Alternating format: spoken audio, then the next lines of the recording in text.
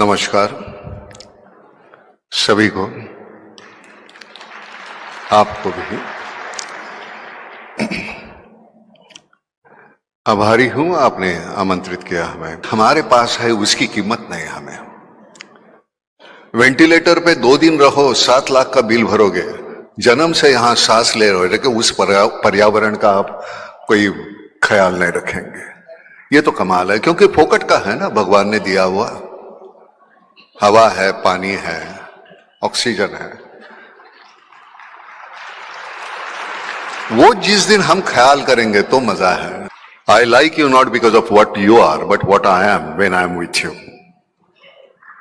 मंदिर मुझे अच्छा नहीं लगता, मंदिर में जाने के बाद मुझ में जो बदलाव आता है वो मुझे अच्छा लगता है, इसलिए मुझे मंदिर अच्छा लगता है। जगह जो किसानों की आत्महत्या है, तो हमने कुछ पैसे जमा किए थे गाड़ी लाने के लिए, नई गाड़ी।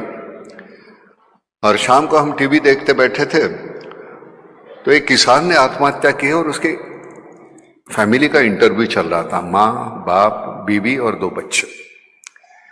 उनके चेहरे पे, आंखों में, मेरा बाप मर गया, मेरा मियाँ मर गया, मेरा बेटा मर गया, ये दुख से ज्यादा भूख थी शाम की। शाम को क्या खाएंगे। उस वक्त लगा कि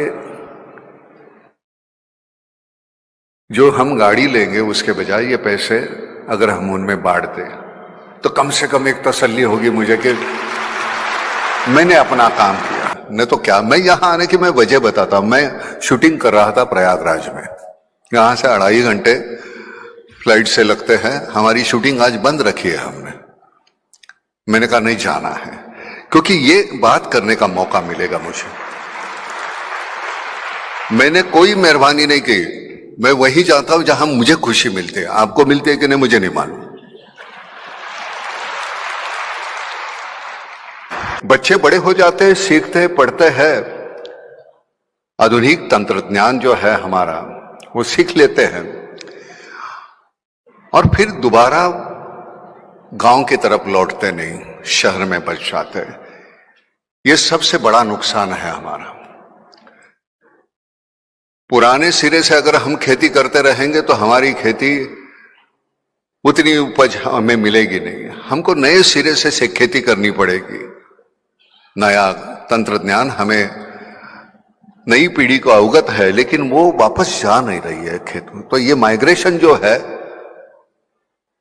वो खत्म होना चाहिए। अगर ये माइग्रेशन रुकता है तो मुझे लगता है कि हमारे गांव हैं वो समृद्ध हो जाएंगे। मैं खुद गांव खेड़े में रहता हूं, आज भी काम के सिलसिले में जब आता हूं तो शहर में आना पड़ता है, लेकिन बड़ी दिक्कत होती है। शहर में दम घुटने लगता है। दीवारों में रहते हैं हम, मैं, मेरी बीवी, मेरे बच्चे, मेरे माँ बाप। खैर आजकल तो माँ बाप भी नहीं। तो हम इतने सीमित हो गए हैं। जो कल हमारे सामने हमारा एक पड़ोस था, अगर घर में, बगल के घर में अगर कुछ पकता था तो एक कटोरी हमारे घर में आ जाती थी। हमारे यहां पकता था तो वहां जाती थी, लेकिन वो सब कहां गायब हो गया। बड़े सिरे पे हमें सोचना पड़ेगा। 35 थे, 135, 140 हो गए हम। सोर्सेस वही है, सीमित है।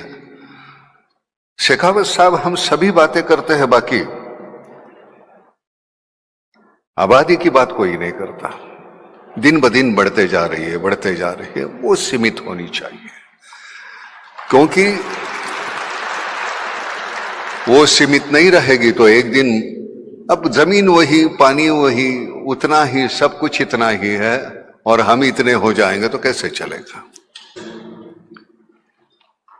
आज गांव खेड़े में जब रहता हूं तो वहां दीवारें नहीं है।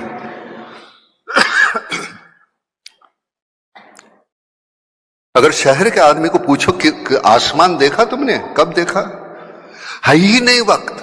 हर बार नीचे देख के चल रहे हैं, काम कर रहे हैं, काम कर रहे हैं, काम कर रहे हैं। अरे भाई आसमान देखो, हमारे लिए बना हुआ है। अब शहरों में बचा भी कितना आसमान, खिड़की इतना तो आसमान है। अब भी वो बड़ी बड़ी इमारतें आ गई, वो भी हमारा आसमान छीन लिया वो इमारतों ने। धन्यवाद।